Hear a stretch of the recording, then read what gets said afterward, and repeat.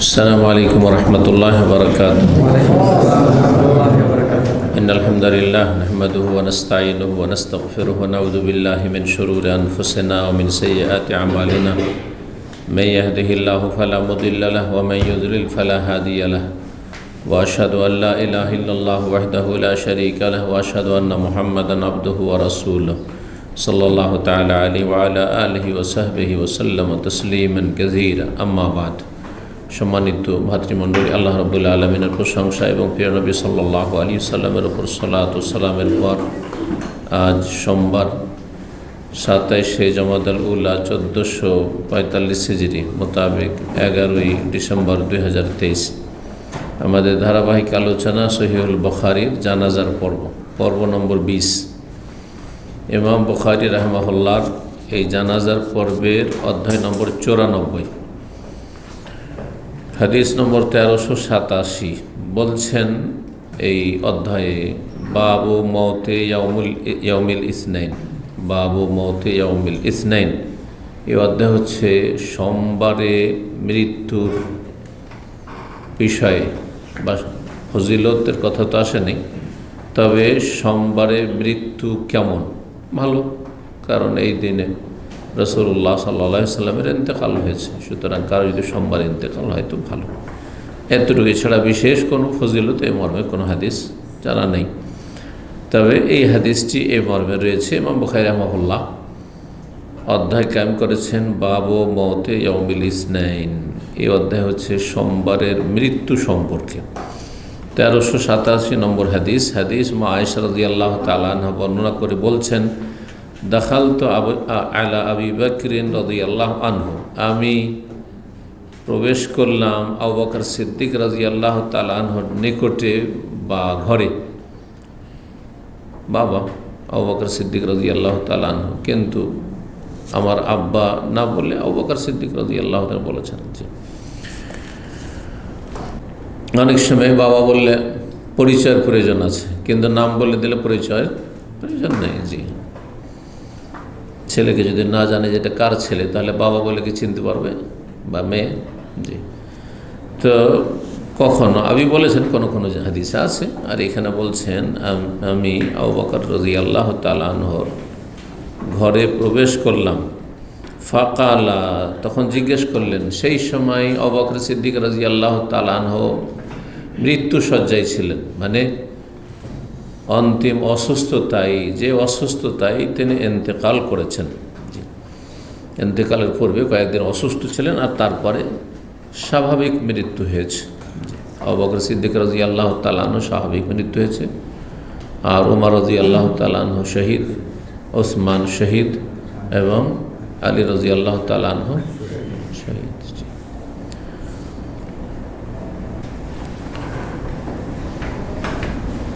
জিজ্ঞেস করলেন আবু বকর সিদ্দিক রাদিয়াল্লাহু তাআলা, ফি কাম কাফফানতুমুন নবী সাল্লাল্লাহু আলাইহি ওয়াসাল্লাম, তোমরা নবী সাল্লাল্লাহু আলাইহি ওয়াসাল্লামকে কয়টি কাপড়ে কাফন দিয়েছিলে? নবী সাল্লাল্লাহু আলাইহি ওয়াসাল্লামকে কয়টি কাপড়ে কাফন দিয়েছিলে?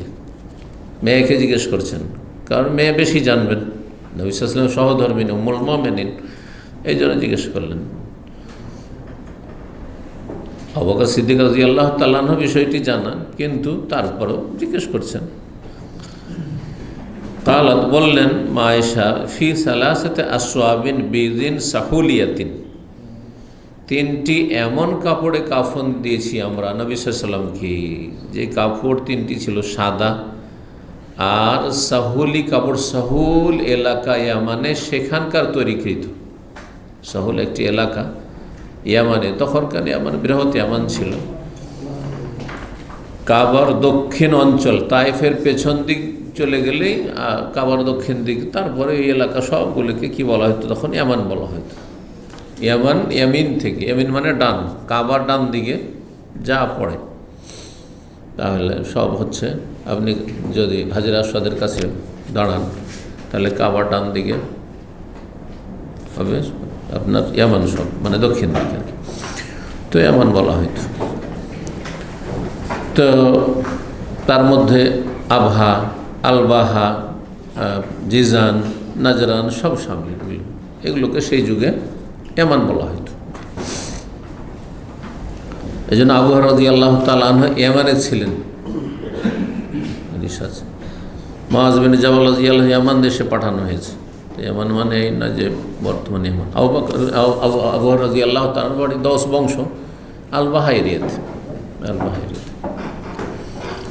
তো সাহুল একটি এলাকা, সেখানে এই কাপড় তৈরি হতো সে অঞ্চলে। এক এক এলাকায় তাঁতিরা যারা কাপড় তৈরি করে তারা থাকে। এটা আমাদের দেশও আছে, তাই না? বিভিন্ন ডিস্ট্রিক্টে আগের যুগে যখন হাতে তাঁত ছিল, মানে হাতে তৈরি হতো। কিন্তু দেখেছেন কি না আপনারা? দেখেছেন কেউ? দেখেননি? তাঁতিদের বাড়ি, জোলাদের বাড়ি কেউ যাননি? দেখেছেন? অনেকে দেখেছেন। তো তারপরে আমাদের চোখের সামনে পাওয়ারলুম আসলো, হ্যান্ডলুম বলা হইতো, মানে হাতে কাপড় তৈরি করা হতো।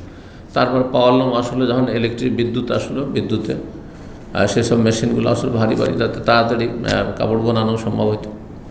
এই তো দুনিয়া ধীরে ধীরে উন্নতি করছে। তো যে এলাকায় তৈরি হয় সে এলাকার সাথে সম্পৃক্ত করা হয় না? যেমন পাবনার লুঙ্গি না গামছা? গামছা। আর টাঙ্গাইলের শাড়ি, এরকম আছে, সব দেশে আছে, সব জায়গায় আছে। ওই রকম ওই যুগে বলা হইতো, হ্যাঁ, লুঙ্গি। মাশাআল্লাহ, এইরকমই। যেমন ভারতে মাদ্রাজি লুঙ্গি বলে, মাদ্রাজি লুঙ্গি বলে। যতগুলি ভালো লুঙ্গি, ভালো কোয়ালিটির লুঙ্গি সব হচ্ছে মাদ্রাজি।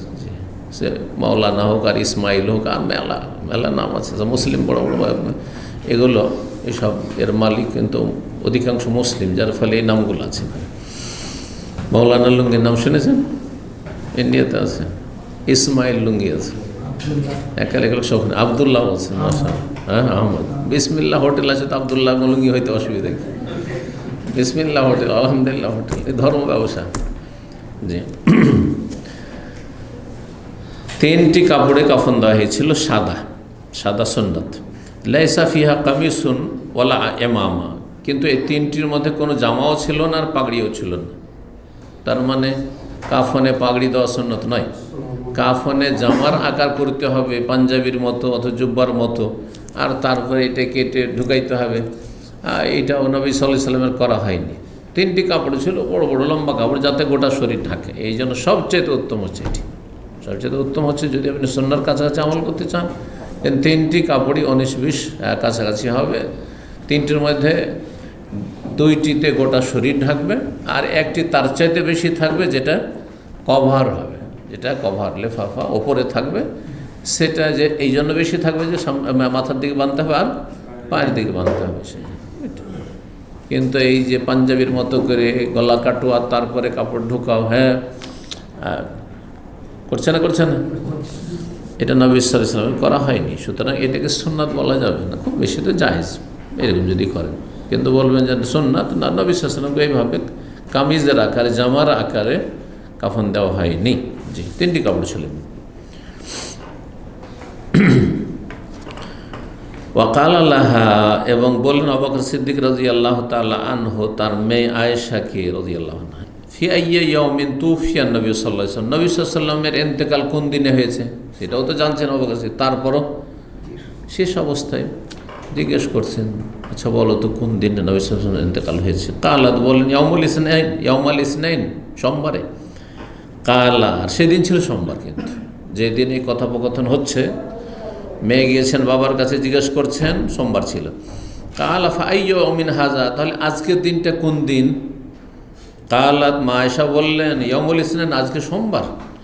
কালা, বললেন আবু বকর সিদ্দিক রাদিয়াল্লাহু, আরজু ফিমা বাইনি ওয়া বাইনাল লাইলি, আমি আশা করছি যে এই যে আমার এই সময় এবং রাত আসতে আসতে আমি দুনিয়া থেকে চলে যাব, আল্লাহর কাছে চলে যাব। এটাই আল্লাহর কাছে আশা করছি, যাতে আমার মরণটাও সোমবারে হয়। এই আকাঙ্ক্ষা নিয়ে বললেন, আল্লাহর কাছে আশা রাখছি যে যে সময়টা আমি পার করছি, এই সময় থেকে শুরু করে যে রাত আসতে, সেই সময়টা হয়তো সকালবেলার দিকে ছিল, রাত আস্তে আস্তে ইনশাআল্লাহ আমি আল্লাহর কাছে চলে যাব। কিন্তু তার কাছে ওহি আসেন না, এটা আল্লাহর কাছে আশা রাখলেন। আল্লাহ সম্পর্কে সবসময় সুধারণা রাখতে হবে এবং ভালো আশা রাখতে হবে। কখনো নেতিবাচক চিন্তা করবেন না। নেতিবাচক চিন্তা করলে নেতিবাচক হওয়ার সম্ভাবনা বেশি থাকে। আনা ইনদা যন্নি আবদি বি, হাদিসে কুদসি, আমি আমার বান্দা আমার সম্পর্কে যেমন ধারণা করে তেমনটা করি। আপনি ধারণা করেন সবসময় নেগেটিভ, যে কী জানি কখন যে কোন বিপদ আসে, কখন যে কোন বিপদ আসে, সবসময় কেন এই চিন্তা করবেন না। অনেকে কিন্তু চাকরি আছে, কাজ কাম আছে, আলহামদুলিল্লাহ চলে যাচ্ছে, তারপরও কি জানি কখন যে চলে যেতে হয় দেশে, কখন যে এক্সিট লেগে যায়, কখন যে কোন বিপদ আসে। আরে ভাই, এইসব কেন চিন্তা করি? সব শয়তানি চিন্তা, এসব নেগেটিভ চিন্তা। এটা একজন মুমিন কখনো করবেন না, ক্ষতি আছে। পক্ষান্তরে সবসময় আপনি এটাকে দুনিয়াদার যারা আল্লাহ পরকাল বিষয় তারাও বলছে সবসময় পজিটিভ হন, নেগেটিভ হবেন না, বলছেন এই ভাষাগুলো ব্যবহার করছে। কিন্তু এগুলো 1400 বছর আগে নবী সাল্লাল্লাহু আলাইহি ওয়াসাল্লাম শিখিয়েছেন, এবং আল্লাহর কথা হাদিসে বলছে। আল্লাহ সম্পর্কে সুধারণা রাখো। জি, ফামা যান্নুকুম বিরাব্বিল আলামিন, কোরআনের একটি আয়াত। আল্লাহ সম্পর্কে তোমাদের কি ধারণা বলো তো দেখি। যাকে যে যত বেশি ভালোবাসে, খারাপ ধারণা রাখে যে আমাকে আমার ক্ষতি করে দিবে, না ভালো আশা রাখে? ভালো আশা রাখে। মানুষ সম্পর্কে আমার ভালো আশা রাখে, যে যাকে ভালোবাসি তাহলে, বা ভালো মানুষ মনে করি, তাহলে রব্বুল আলামিন যিনি সৃষ্টিকর্তা, যিনি আরহামুর রাহিম, তার সঙ্গে সবসময় ভালো আশা রাখতে হবে। শরীরটা ভালো যায় না, কখন যে কোন বিপদ চলে আসে, কখন যে মরে যাব, কী যে হবে আমার স্ত্রী ছেলে মেয়ে, না কখনো চিন্তা করবেন না। এইসব শয়তানি খেয়াল, এগুলো আপনার জন্য উপকারী নয়। এগুলোতে আরও মানসিক অশান্তি, টেনশন বাড়িয়ে দেবে। দিন দুনিয়ার কোনো লাভ নেই আপনার, বরং লাভ ছিল আল্লাহ সম্পর্কে সুধারণ। আল্লাহ আমার সবসময় ভালো করবেন, আল্লাহ আমার ছেলে মেয়েদের ভালো করবেন, আল্লাহ আমার দুনিয়া আখিরাতের ভালো করবেন, আল্লাহ আমাকে জান্নাত দেবেন, সবসময় এরকম। জি, আল্লাহ তৌফিক দান করেন। আশা করছি যে আমি এই সময় আর রাতের মাঝেই আল্লাহর কাছে চলে যাব। ফানাজারা ইলা সাওবিন আলাইহি কানা ইউমাররাযু ফীহি, তারপরে নিজের শরীরে সেই কাপড়ের দিকে নজর দিলেন, একটু তাকিয়ে দেখলেন আবু বকর সিদ্দিক রাদিয়াল্লাহু তাআলা যেই কাপড়ে তিনি অসুস্থ অবস্থায় ছিলেন। ইউমাররাযু ফীহি মানে তার যে অসুস্থ অবস্থায় তাকে যেই কাপড় পরানো হয়েছে বা তিনি পরে আছেন, তামরিজ বলা হয় পরিচর্যা করা বা পরিষেবা করা, অসুস্থ ব্যক্তির সেবা শুশ্রূষা করা। এই জন্য নার্সকে মুমাররিজ বলা হয় বা মুমাররেজা বলা হয়। এখান থেকে তামরিজ মানে তাহলে কি করা? নার্সিংয়ের কাজ। জি, অসুস্থ ব্যক্তির সেবা শুশ্রূষা করা। তো তাকে যেই কাপড়ে অসুস্থ অবস্থায় রাখা হয়েছিল বা কাপড় তাকে পরানো হয়েছিল, সেই কাপড়টা দেখলেন, আর তাতে দেখলেন যে ফিহি বেহি রাদউন মিন জাফরান, তাতে একটু জাফরানের দাগ রয়েছে। তখনকার যুগে জাফরান লব্ধ ছিল, সহজ ছিল। এখন মানুষের কাছে এত পয়সা হয়েছে, তারপরে জাফরান এত দামি যে অনেক সচ্ছল মানুষেরাও কোথায় জাফরান, ওর নামকে হস্তে কখনো সামান্য কিছু ব্যবহার হয়। যেমন আরবরা একটু গাওয়াতে ব্যবহার করে, তো আমাদের দেশের লোকেরা কৃষি করে, বিরিয়ানিতে মনে হয় করে নাকি, এই কিছু করে ব্যাস। কিন্তু তখনকার যুগে জাফরান অ্যাভেলেবেল ছিল, খুব সহজ। অথচ গরিবী জীবন, খেজুর আর পানির জীবন। খেজুর পানিকে সারা দিনকে দিন চলে যাচ্ছে, মাসকে মাস চলে যাচ্ছে, কিন্তু জাফরান। তো আবু বকর সিদ্দিক রাদিয়াল্লাহু তাআলা কাপড় একটু জাফরানের দাগ ছিল। ফাকাল ইগসিলু সাওবি হাযা, এই কাপড়টি আমার ধুয়ে দাও। জাফরান কেন ব্যবহার করতো কাপড়ে? জাফরানের সুগন্ধি আছে, ঘ্রাণ আছে, সুগন্ধি আছে, সুগন্ধির সাথে তাতে চাকচিক্যতাও আছে। জি, তো ঘ্রাণ যদি এমন হয় যে তাতে ঘ্রাণ আছে, সুগন্ধি আছে, অন্যরা পাবে, তাহলে মহিলাদের জন্য চলবে না। কিন্তু জাফরানের রঙও বাড়ায়, সেই জন্য সেই মহিলারা জাফরান ব্যবহার করে থাকে। কিন্তু যদি তাতে ঘ্রাণ হয় যেটা আশেপাশে ছড়াবে, তাহলে বাইরে যাওয়া যাবে না, নিজের বাড়িতে অবস্থান করবে। তো আবু বকর সিদ্দিক রাদিয়াল্লাহু কাপড়ে ছিল জাফরানের একটু দাগ। বললেন এই কাপড়টি আমার ধুয়ে দাও। জিদু, এই কাপড়টি ধুয়ে দাও, মানে এই জাফরানের কাপড়ে আমাকে কাফন দিও না, কাপড়টা তারপরে পরে আছে, ময়লা হয়ে আছে, পরিষ্কার করে দাও। ওয়াজিদু আলাইহি সাওবাইনি, আর এর ওপর অতিরিক্ত আরও দুটো কাপড়ের ব্যবস্থা করো। একটি কাপড় আমার এটি, যেটি আমি পরে আছি, আর দুটো কাপড়ের ব্যবস্থা করো। ফাকাফিনুনি ফিহিমা, আর তারপরে তাতে আমাকে কাফন দিও, যেটা আমি পরে আছি ধুয়ে রেডি করো, আর অতিরিক্ত দুটো কাপড়, এই তিনটি কাপড়ে আমাকে কাফন দিও। তাহলে ব্যবহৃত কাপড়ে কাফন দিতে বললেন না? বললেন না? কোনো আপত্তি আছে? কোনো আপত্তি নেই। আজকাল মানুষের কাছে পয়সা হয়েছে, নতুন নতুন কাপড় অভাব নাই সেই জন্য। আর তারপরে মানুষ এমনভাবে বুঝে গেছে দিনের জ্ঞান না থাকার কারণে যে না, পুরোনো কাপড় মনে হয় চলবে না। কেউ যদি কোথাও পুরোনো কাপড় দেয় কাফনে, তো বলবে যে খেতে পাই না, যে একটা নতুন কাপড়ও দিল না। নতুন কাপড়ের হকদার জীবিতরা বেশি। দামি কাপড় বা নতুন কাপড়ের হক জীবিতরা বেশি রাখে। আর যে মারা গেছে তাকে নতুন কাপড় দিবেন, হাদিস আসছে, সাথে সাথে কয়েক ঘন্টার মধ্যে এখন পচতে সরতে শুরু হবে আর রক্ত পূজা পরিণত হবে। লাভটা কি? ওই কথাই বলেছেন আবু বকর সিদ্দিক রাদিয়াল্লাহু তাআলা আনহু, যখন এই ওসিয়ত করলেন যে এই 3টি কাপড়ে আমাকে কাফন দিবে। কুলতু, মা এসে বলছেন, আমি তখন বললাম, ইন্না হাযা খালাকুন, আপনি যেটা পরে আছেন কাপড়, এই কাপড়টি তো পুরাতন কাপড়। খালাকুন মানে কাদিমুন, পুরান হয়ে গেছে। কালা, তখন আবু বকর সিদ্দিক রাদিয়াল্লাহু মেয়েকে জবাব দিচ্ছেন, ইন্নাল হাইয়া আহাক্কু বিল জাদীদি মিনাল মাইয়াতি, জীবিত ব্যক্তি মৃত ব্যক্তির তুলনায়, মাইয়াতের তুলনায় নতুন কাপড়ের বেশি হক রাখে। জীবিত মানুষ নতুন কাপড় পরবে, যে একটা কাপড় নতুন হলে বছরখানেক চলে যাবে বা কয়েক বছরও চলে যেতে পারে, তাই না? দীর্ঘ সময় চলে যাবে, কারণ আশা করে যে সে বাঁচবে আর পরবে, আর সে না বাঁচলে অন্য কেউ পরতে পারবে ওর কাপড়। কিন্তু মৃত ব্যক্তিকে দিয়ে দিলে নতুন নতুন কাপড়, দামি দামি কাপড়, লাভটা কী হলো? এই কথাই বলছেন যে আমার পুরনো কাপড়ে আমাকে কাফন দিয়ে অসুবিধা নেই, কারণ জীবিত যারা আছে তারা বেশি হক রাখেন নতুন কাপড়ে মিনাল মাইয়াতে, মৃতের তুলনায়, মাইয়াতের তুলনায়। কেন কেন হক? ইন্নামা হুয়া লিল মুহলাতি, কারণ মৃত ব্যক্তির মাইয়াতের কাপড় হচ্ছে রক্ত পুঁজের জন্য, রক্ত পুঁজের জন্য। মহলা, মহলা শব্দটি মহল থেকে এসছে, কোরআনে কারিমে এসছে। কোরআনে কারিমের আয়াতে রয়েছে যে কাল মোহলে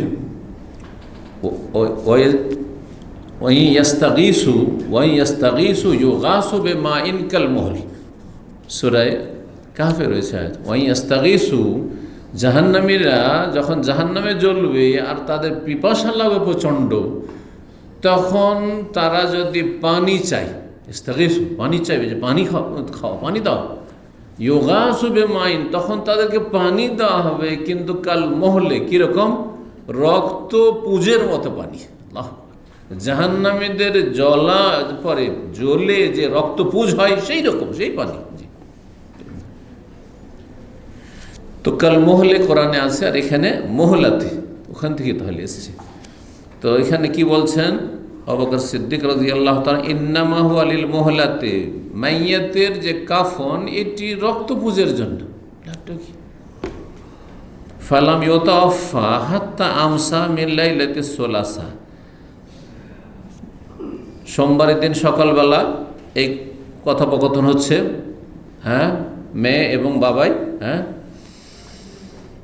আর সেই দিনটা পার হয়ে সন্ধ্যা হয়েছে। তার সন্ধ্যা হইলেই সূর্য ডুবলে মঙ্গলবার রাত, এটি সূর্য ডুবলে কি মঙ্গলবার রাত। তো বলছেন যে মঙ্গলবারের রাতের সন্ধ্যা হতেই তিনি ইন্তেকাল করলেন। এটা হচ্ছে সঠিক তর্জমা। তর্জমাকারী, অনুবাদকারী এমনভাবে তর্জমা করেছেন, বলছে তিনি ইন্তেকাল করলেন না, শাব্দিক অর্থ এমনকি সন্ধ্যা হয়ে গেল মঙ্গলবারের রাতের। আর আমাদের দেশের মানুষ বাংলাতে এভাবে লিখাতে মঙ্গলবার রাত মানে মঙ্গলবার দিন গিয়ে রাত ধরবে, ধরবে না? ধরবে না? একবার আপনি অনুবাদটা পড়লে দেখবেন যে যারাই পড়বে ভাববে যে সোমবারের দিন চলে গেল, তারপর রাতটা চলে গেল, মঙ্গলবারের দিন গেল, তারপরে মঙ্গলবার রাতে। যেই জাতিকে আপনি আপনার কথাটা বোঝাচ্ছেন তাদের ভাষায় কথা বলতে হয়। আমি যেভাবে অনুবাদ করলাম সহজে বুঝব, তাই না? যে না, সোমবারের দিনটা পার হয়েছে আর তারপরে যে মঙ্গলবার রাত শুরু হচ্ছে, কারণ ইসলামের আলোকে রাত শুরু হয় চাঁদের সাথে সম্পর্ক, আর চাঁদ সন্ধ্যাবেলা থেকে হয়, সুতরাং সন্ধ্যা থেকেই দিন পরিবর্তন হয়ে যায়। ইসলামিক ক্যালেন্ডার সন্ধ্যা থেকেই শুরু হয়। চাঁদ ওঠার পরে, রমজানের চাঁদ উঠেছে আর মাগরিব পরে বলবেন 30 শাবান, এখন চলছে না পয়লা রমজান, পয়লা রমজান বলবেন না? তাহলে তারাবি কেন পড়ছেন? এবার বুঝতে পেরেছেন? আর ইংরেজি হচ্ছে রাত 12টার পর, হ্যাঁ দিন রাত পরিবর্তন হবে ইংরেজিতে রাত 12টার পরে, তখন আপনার দিন পরিবর্তন হচ্ছে। বাংলাতে সকালতে হইতে পারে, কারণ সূর্যের সাথে সম্পর্ক, কিন্তু আরবি তারিখের সম্পর্ক হচ্ছে চাঁদের সাথে। জি, ইয়াসআলুনাকা আনিল আহিল্লা, আল্লাহ কোরআনে বলছেন, হে নবী তোমাকে জিজ্ঞাসা করছে লোকেরা চাঁদ সম্পর্কে, যে চাঁদের লাভটা কি? কুল হিয়া মাওয়াকিতু লিন-নাস ওয়াল হজ, বলে দাও যে এই চাঁদের মাধ্যমে মানুষ সময়কাল জানতে পারছে, যে কখন কোন তারিখ চলছে, কখন কোন মাস চলছে, কোন মাস গেল তো কোন মাস আসছে। জি, যদি এটা না হতো তা জানতে পারতো না মানুষ, হ্যাঁ যে এখন কোন মাস চলছে আর কতদিন রমজান বাকি আছে, মুশকিল হয়ে যেত। কিসের ভিত্তিতে করতে? বলে হ্যাঁ মাওয়াকিতু লিন-নাস, মানুষের যেন সময় নির্ধারণ, যে কোনো লেনদেনের ক্ষেত্রে সময় নির্ধারণ করছেন, যে তোমাকে এই মাস থেকে এই মাস পর্যন্ত দেন, তাহলে সবাই জানছে যে আমাকে রমজান পর্যন্ত টাইম দেওয়া আছে, হজ পর্যন্ত আমাকে সময় দেওয়া আছে ইত্যাদি। ওয়াল হজ, এবং হজের জন্য সময় নির্ধারণ, হজের সময় জানবেন কি করে? ইংরেজি দিয়ে জানবেন, পরিবর্তন হইতে থাকবে। এক সময় আমরা জানুয়ারিতে ডিসেম্বরে কনকনে ঠান্ডাতে হজ করেছি মিনাতে কম্বল গায়ে দিয়ে, আর তারপর এই কয়েক বছর আগে হজ করলাম তো সুবহানাল্লাহ, আগস্ট আর সেপ্টেম্বরে প্রচণ্ড গরমে থাকা যায় না, মনে হচ্ছে আগুন, দাও দাও করে আগুন মনে হচ্ছে এতে, বিশেষ করে মুজদালিফায় খোলা মাঠে। তো কিন্তু আরবি মাস হিসাবে সবারই জানা আছে যে কি হয়, হজ কখন হয়? জিলহজ মাসে হজ। ঈদুল আজহা কখন হয়? জিলহজ মাসে হয়। ঈদুল ফিতর শাওয়ালের 1 তারিখ, যে রমজান শেষ হল। তো বলছেন ফালাম ইয়াতাওয়াফা হাত্তা আমসা মিন লাইলাতিস সুলাসা, মঙ্গলবারের রাতের সন্ধ্যা হতেই তিনি ইন্তেকাল করলেন। তাহলে লাম ইয়াতাওয়াফা এই জন্য নিয়ে এসেছেন তাগিদের জন্য, যে মঙ্গলবারের রাতের সন্ধ্যা যেমনই হয়েছে তার ইন্তেকাল হয়ে গেল। তো সোমবারের দিনে ইন্তেকালটা হলো না, মানে পুরোপুরি যে আশা আকাঙ্ক্ষা করছিলেন যে সোমবারের দিনে আমার ইন্তেকাল হয়ে যাবে, দিনের মধ্যে হলো না, কিন্তু সন্ধ্যাবেলা মাগরিব পরে ইন্তেকাল হয়ে গেল। মাগরিব পরে যখন ইন্তেকাল হয়ে গেল, দেখেন এত বড় ব্যক্তি, দেশের রাষ্ট্রপ্রধান, খলিফাতুল মুসলিমিন, এ উম্মতের সবচেয়ে শ্রেষ্ঠ ব্যক্তি, তখন রাসূলুল্লাহ দুনিয়া থেকে চলে গেছেন, তিনি প্রথম খলিফা, ১৪ বছরের খেলাফত আবু বকর সিদ্দিক রাদিয়াল্লাহু তাআলা, তার চাইতে শ্রেষ্ঠ ব্যক্তি পৃথিবীতে কেউ নেই তখন। তার ক্ষেত্রে এসব করা হলো না যে না বিভিন্ন অঞ্চল থেকে লোকজন আগমন করবে, সুতরাং হ্যাঁ 2-3 দিন পরে দাফন করা হবে, বা অন্তত একটা দিন পরে দাফন করা হবে, যে যারা আসতে পারছে আসুক, হ্যাঁ তাই না? আর তারপরে রাষ্ট্রীয়ভাবে এই করতে হবে তো সেই করতে হবে, তাদের সময়ের প্রয়োজন রয়েছে, এগুলো করলেন কিচ্ছু করলেন। দেখেন ও দোফেনা কাবলা ইউসবেহা, সন্ধ্যাবেলা ইন্তেকাল হইল মাগরিব এশার মাঝখানে, আর ভোর হওয়ার ফজর হওয়ার আগেই তাকে দাফন করে দেওয়া হলো, রাতারাতি দাফন করে দেওয়া হলো। এখান থেকে আরও মশলা জানলাম যে রাত্রে দাফন অপছন্দনীয় নয়, এই মশলা বিস্তারিত আলোচনা করেছি। কিন্তু যদি দেখা যায় যে রাত্রে দাফন করলে একেবারেই যায় মাইয়াতের হক আদায় হবে না, তাহলে তখন দিনে করবেন। কিন্তু যদি দেখা যায় যে না রাত্রে দাফন করলেও লোকজন মোটামুটি 40 জন হয়েই যাবে, 40 জনের কথা যেহেতু হাদিসে আছে, হইলে ভালো, 40 জন কমপক্ষে 40 জন হয়ে যাবে, অসুবিধা নেই। এই নয় যে কয়েক হাজার হইতে হবে, কয়েকশো হইতে হবে তার জন্য দিনের বেলা না। তবে জায়েজ কিনা, হ্যাঁ যদি গন্ধ না ছড়িয়ে যায় তাহলে 1 ঘন্টা দেরি করে, যদি মনে করে যে তার আপনজন প্রিয় ছেলেমেয়েরা একটু দূরে আছে, তারা চলে আসবে কয়েক ঘন্টা, 2-4-10 ঘন্টার ভিতরে, সকালে মারা গেছে সন্ধ্যাবেলায় দাফন করলো, বা সন্ধ্যাবেলা মারা গেছে রাত্রে করলো না সকালবেলা করলো, জায়েজ আছে। কিন্তু উত্তম হচ্ছে এই ক্ষেত্রে যত তাড়াতাড়ি সম্ভব দাফন করে দেওয়া। যত তাড়াতাড়ি দাফন করবেন তত বেশি আপনি মাইয়েতের উপকার করলেন, যদি সে ভালো মানুষ হয়, যদি সে ভালো মানুষ। ফজরের আগেই তাকে দাফন করা হলো, কাকে? আবু বকর সিদ্দিক রাদিয়াল্লাহু তাআলা। আবু বকর সিদ্দিক রাদিয়াল্লাহু তাআলা ইন্তেকালের ঘটনা এখানে সংক্ষেপে বলা হয়েছে। 95 নম্বর অধ্যায় বলছে বাবু মৌতিল ফাজআতিল আল বাগতা। ফাজআতুন মানে বাগতা, আর বাগতাতুন মানে ফাজআ। বাগতাতুন কথাটি কোরআনে কারীমে এসেছে। জি মত মৃত্যু, আর ফাজাতুন মানে আকস্মিক, হঠাৎ মরণ চলে আসে। চলছে চলছে, সুস্থ আছে, কথা বলছে, হঠাৎ করে মারা গেল। যেমন হার্ট অ্যাটাকের মরণগুলো আজকাল যে হচ্ছে, হঠাৎ করে কথা বলতে বলতে শেষ, হ্যাঁ, খেতে খেতে শেষ, কল্পনা করতে কোনো রকমের কোনো লক্ষণই নেই মরণের। হচ্ছে না, হচ্ছে না, আজকাল খুব বেশি বেড়ে গেছে। কিন্তু মানুষের যেহেতু টেনশন বেড়ে গেছে, মানসিক রোগ বেড়ে গেছে, আর মানসিক রোগ হচ্ছে আকস্মিক মরণের কারণ। কিয়ামতের একটা লক্ষণ যে আকস্মিক মত, হ্যাঁ, মৌতুল ফাজা বেড়ে যাবে, হঠাৎ করে মরে যাবে মানুষ বেশি। আর বিশেষ করে প্রবাসীদের মধ্যে খেয়াল করেছেন কিনা, কারণ প্রবাসীরা অধিকাংশই, আপনি যদি অন্যদের তুলনা করেন, যারা দেশে থাকছে নিজের পরিবার ছেলে মেয়ে নিয়ে, তাদের সাথে তুলনা করেন, আল্লাহ আপনাদের জন্য সহজ করুন, প্রবাসীরা দুশ্চিন্তা বেশি ভোগে, টেনশন থাকে তাদের। এক তো ছেলে মেয়ে থেকে দূরে, তাদের মানুষ যাকে ভালোবাসে তাকে আদর স্নেহ করতে চায়, ছেলে মেয়ে থেকে দূরে, স্বামী স্ত্রীটা সম্পর্ক আছে তার থেকে দূরে। এগুলি হচ্ছে মানুষের কিন্তু চাহিদা, জি, মনের চাহিদা, মনের খোরাক, তারপরে শারীরিক চাহিদা ইত্যাদি। তারপরে এত কিছু কোরবানি করার পরেও মূল্যায়ন হয় না, বাপের কাছে মূল্যায়ন হয় না, মায়ের কাছে মূল্যায়ন হয় না, ভাই বোনের কাছে কোনো মূল্যায়ন হয় না, লুটিপুটি সব খাচ্ছে, ধুমধাম করে খাচ্ছে, বরং চাই না যে আপনি যান দেশে, থাক, তুই থাক ওখানে, থাক, সারা জীবন থাক ওখানে, আমরা সুখে খেলি হইল অবশ্যই। যার ফলে অধিকাংশ প্রবাসীরা ভুক্তভোগী তারা এই বিষয়ে, আর যার ফলে বিভিন্ন টেনশনের কারণে এইসব বেড়ে যাচ্ছে। আল্লাহ রাব্বুল ভালো করুন আপনাদের, দুনিয়া আখিরাতে আল্লাহ বরকত দান করুন।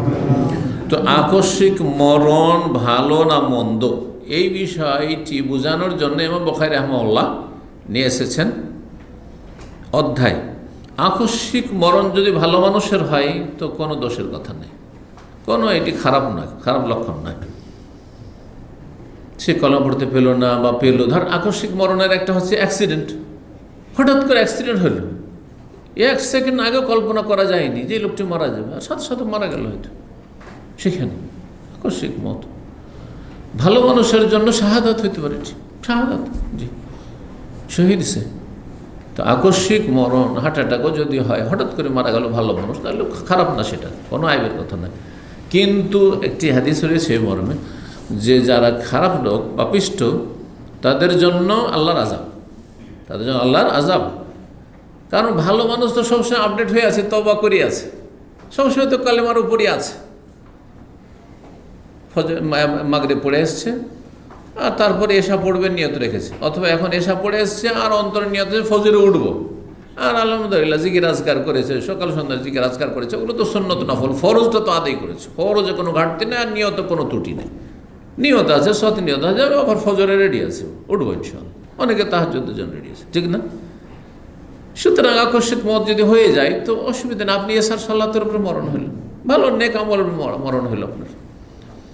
কিন্তু একজন খারাপ মানুষ কত পাপের বোঝা নিয়ে আছে, আর কত ফরজ নামাজ ছেড়েছে, কত সিয়াম রোজা ছেড়েছে, আর কত বিভিন্ন কাবিরা গুনাহ আর নোংরামিতে লিপ্ত আছে, হারাম খাচ্ছে, কত লোকের টাকা পয়সা বেইমানি করে রেখেছে, তওবা করার সুযোগ পেলেন, হঠাৎ করে হার্ট অ্যাটাক মরে গেল বা অ্যাক্সিডেন্ট হয়ে মরে গেল, আযাব। তাহলে যে আল্লাহকে তওবা সংশোধনের চান্সই দিল না, যা চলে যা জাহান্নামে, বুঝতে পেরেছেন? তো এই জন্য খারাপ লোকের জন্য আকস্মিক মত হচ্ছে আযাব। হ্যাঁ, অত ভাগা সে যে তওবার চান্স পেল না। আর ভালো মানুষের জন্য কোনো দোষের ব্যাপার না, আল্লাহর ফয়সালা ছিল সেটা। এমন না যে শেষখানে একেবারে কলমা হইল, বিশাল ফজিলত হয়ে গেল। আগের ব্যালেন্স দেখতে হবে, আগেরগুলো কেমন আছে। সারা জীবনে ত্রুটি আর শেষখানে কালেমাটা পড়ে নিয়েছেন, মনে করছেন যে আমি এই কালেমা দিয়ে একবারে যারা দীর্ঘ সময় ধরে ইবাদতবন্দেগী করলো তার চাইতে এগিয়ে চলে যাবেন। এত খেল তামাশা নয়, এত সহজ নয়। তবে লক্ষণ ভালো, যদি শেষখানে কালেমা পড়তে পারেন, ইখলাসের সাথে তওবা করতে পারেন, এগুলো ভালো জিনিস। কিন্তু এটা নয় যে একজন শেষখানে কালেমা পড়তে পেরেছে, তওবা করতে পেরেছে, অথচ তার আমলে অনেক ত্রুটি আছে, আর একজন শেষখানে কালেমা পড়তে পায়নি, তওবা করতে পায়নি, কিন্তু তার যথেষ্ট আমল আছে, তার থেকে এগিয়ে যাবে, কোশ্চেন কালে এগিয়ে যাবে না। জি, তো বিষয়গুলিকে বোঝার চেষ্টা করতে হবে। যার অবস্থা যেমনই হোক না কেন, আমাদেরকে দেখতে হবে যে ভালো মানুষ তার সবসময় ভালো মানুষ সবসময় নিজেকে আপডেট করে রেখেছে, ভালোই করে রেখেছে, কাবিরা গুনাহ নেই। জি, আল্লাহ রাব্বুল আলামিন পাপ মুক্ত থাকার তৌফিক দান করেন। তো 1388 নম্বর হাদিসে বলছেন, হিশাম তার পিতা উরওয়া ইবনে জুবাইর থেকে বর্ণনা করেছেন, তিনি তার খালা মা আয়েশা রাদিয়াল্লাহু তাআলা আনহা থেকে বর্ণনা করেছেন, আন্না রাজুলান কালা, জনৈক ব্যক্তি বলল নবী সাল্লাল্লাহু আলাইহি সাল্লামকে, সে ইন্না উম্মি উফতুতিলাত নাফসুহা, আমার মায়ের আকস্মিক মরণ হয়ে গেছে। ইফতাতালা মানে হচ্ছে আকস্মিক মত। আমার মায়ের আকস্মিক মত হয়েছে, মানে হঠাৎ করে মারা গেছে। ও আজুন্নহা লাউ তাকাল্লামাত, আমার ধারণা, আমার বিশ্বাস যে তিনি যদি কথা বলার সুযোগ পেতেন, তাসাদ্দাকাত, তাহলে দান খায়রাত করতেন বা করতে বলতেন, যে আমি তো চলে যাচ্ছি, বাঁচবো না, তো এই করো সেই করো, দান খায়রাত করো, এই করিয়ে সেই করিয়ে বলতেন। তিনি তো আর কথা বলার সুযোগ পাননি। ফাহাল্লাহ আজরুন, তার কি কোনো নেকি হবে? ইন তাসাদ্দাকতু আনহা, তার পক্ষ থেকে যদি আমি সাদকা করি। তিনি করে যেতে পারেননি, হঠাৎ চলে গেছেন দুনিয়া থেকে। কালা না, হ্যাঁ অবশ্যই হবে, অবশ্যই হবে। বিশেষ করে ছেলে মেয়েরা করলে তো আরও বেশি গুরুত্বপূর্ণ। আর অন্যরাও যদি করে, কেউ কোনো মুসলিম যদি অন্য মুসলিমের জন্য দান খেরাত করে, তবুও তাকে পৌঁছিবে, সাদকার নেকি পৌঁছিবে, হজ উমরার নেকি পৌঁছিবে, হ্যাঁ, দোয়া পৌঁছিবে। আর বিশেষ করে ছেলে মেয়ে যদি নেক হয়, তার তো অত্যন্ত গুরুত্বপূর্ণ। এই জন্য সহিহ মুসলিম হাদিস, আউয়ালাদিন সালেহিন ইয়াদউলাহু, নেক সন্তান যদি দোয়া করে বাপ মায়ের জন্য, নেক সন্তান হইতে হবে। সন্তান যদি ভালো হয়, তাহলে সেটা এক তো দোয়ার বেনিফিট, দোয়া লাভ, আর আরেকটি লাভ আছে যেটা হয়তো আপনারা অনেক সময় খেয়ালই করেননি হয়তো, বা খেয়াল করেন না। সেটা হচ্ছে যে এই নেক সন্তানগুলি, ছেলে মেয়েগুলি যত নেকি করবে, নেক আমল করবে, এইটা কার কাছ থেকে শিক্ষা পেয়েছে? বাপ মায়ের কাছ থেকে শিক্ষা পেয়েছে। তাহলে এক ভাগ করে বাপ মায়ের খাতাতে তাদের নেকি যেতে থাকবে। একজন অপর মানুষ, বাইরের মানুষ যদি আমার মাধ্যমে হেদায়েত হয়, হ্যাঁ, তাহলে সে হেদায়েত হওয়ার পরে যত নেকি করবে, ওই নেকিগুলো কিন্তু শিখেছে আমার কাছ থেকে, ধরেন। তাহলে এক ভাগ করে আমি ইনশাল্লাহ নেকি পেতে থাকবো, সেটা অথচ পর মানুষ। তাহলে বাপ মা যে একেবারে মায়ের পেট থেকে আশা থেকে শুরু করে সমস্ত রকমের স্তরে পরিচর্যা করা, সেবা যত্ন করা, তরবিয়ত করা, তালিম দেওয়া, সুস্থ রাখার চেষ্টা করা, খাওয়া দাওয়া দেওয়া, ভরণ পোষণ, থাকার জায়গা ইত্যাদি, লেখাপড়া করে মানুষ করা, আর তারপরে তাকে নামাজি বানানো, আল্লাহ সম্পর্কে, আল্লাহর দিন সম্পর্কে শিখাইলো বাপ মা, নেকি হবে না? হতে পারে যে আমি শুধু একজন বেনামাজিকে একজন নামাজের গুরুত্বের কথা বললাম, আর তাতে ইউটার্ন হয়ে গেল তওবা করে নিল। তাহলে আমার 2 মিনিটের কথাতে হেদায়েত হলে যদি আমি সারা জীবন নেকি পেতে থাকি, তাহলে বাপ মা কত পাবে চিন্তা করুন তো দেখি।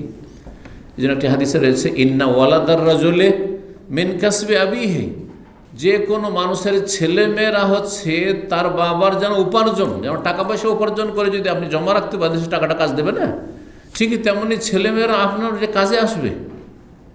মিন কাসবি আবিহি, বাপ মায়ের সেটি উপার্জন করে রেখেছে। সুতরাং দুনিয়া থেকে বাপ মা যদি চলেও যায়, কিন্তু নেক সন্তান যদি ছেড়ে যায়, তো বাপ মা অত্যন্ত লাভবান, অত্যন্ত লাভবান।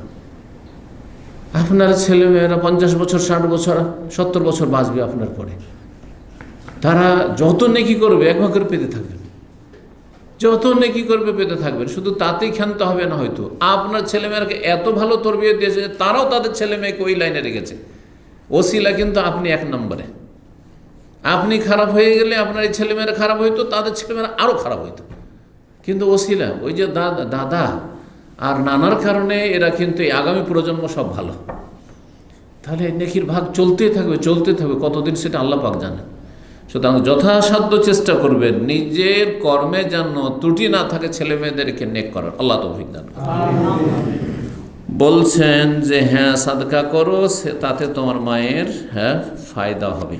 96 নম্বর অধ্যায় বলছেন, বাবু মা জাফি কবরিন নবী সাল্লাল্লাহু আলাইহি ওয়া আবি বকর ওয়া উমর রাদিয়াল্লাহু আনহুমা। এই অধ্যায় হচ্ছে নবী সাল্লাল্লাহু আলাইহি ওয়াসাল্লামের কবর সম্পর্কে, আবু বকরের কবর সম্পর্কে, আর উমরের কবর সম্পর্কে রাদিয়াল্লাহু তাআলা আনহুমা। এখানে নবী সাল্লাল্লাহু আলাইহি ওয়াসাল্লামের কবরকেও ইমাম বুখারী রাহিমাহুল্লাহ অধ্যায়টি কে কায়েম করেছেন? অধ্যায়টা লিখেছেন কে? ইমাম বুখারী। তাহলে ইমাম বুখারী নবী সাল্লাল্লাহু আলাইহি ওয়াসাল্লামকে কবর বললেন না লিখলেন না? তারপরে আবু বকর ওমরের কবরকে কবর লিখলেন না? তাহলে যতই বড় ব্যক্তি হোক না কেন তার কবরের নাম হচ্ছে কবর, না মাজার, না রওজা? তাহলে ইন্ডিয়া, বাংলাদেশ, পাকিস্তানে নবী সাল্লাল্লাহু আলাইহি ওয়াসাল্লামের কবরকে রওজায়ে মুবারক, আর পাকা কবরগুলি যেগুলি পীরদের মনে করা হচ্ছে সেগুলির নাম মাজার। এটা ইসলাম সমর্থন করে না ইসলাম বিরোধী কথা? সুন্নতি কথা না বেদাতি কথা? অবশ্যই বেদাতি কথা। এই জন্য নবীর কবরকে রওজা বলা বিদআত। আর জিলানি, চিশতি, শাহজালাল, ফুরফুরা, অমুক তমুক যেই সব পাকা কবর আশেপাশে যেখানে দেখছেন এইখানে মাজার আছে, শুধু মাজার তো নয়, মাজার শরীফ, জি, সব বেদাতি কথা এগুলো। এবং এই যে মাজার বলেন, এতে গুনাহ করলেন আপনি। বেদাতি কথা জেনে নিলেন, তারপরও বলতে আছেন দেখা দেখি না, আপনার গুনাহ হচ্ছে। আপনি বেদাতি কথা বেদাত করলে যেমন গুনাহ হয়, তেমন বেদাতি কথা বললেও গুনাহ হয়। বেদাতি আমল করলে গুনাহ হবে, আর বেদাতি কথা বললে গুনাহ হবে না? অবশ্যই গুনাহ হবে। তো না হয়তো পড়ে নাকি হবে, সম্মিলিত মোনাজাত করে নাকি হবে না? গুনাহ হবে। বেদাত করলে গুনাহ হবে। জি, যেমন অনেকেই আজানে কামাল শেষ হলে হাক্কান লা ইলাহা ইল্লাল্লাহ, হক লা ইলাহা ইল্লাল্লাহ বা হাক্কান লা ইলাহা ইল্লাল্লাহ, বেদাত। তো বেদাত করলে নাকি হবে না? গুনাহ হবে। গুনাহ হবে। ঠিকই তেমনি আপনি মাজার বলছেন, গুনাহ হবে। কবর বললে নাকি হবে? কারণ কবর বলা সুন্নাত আর মাজার বলা বিদআত।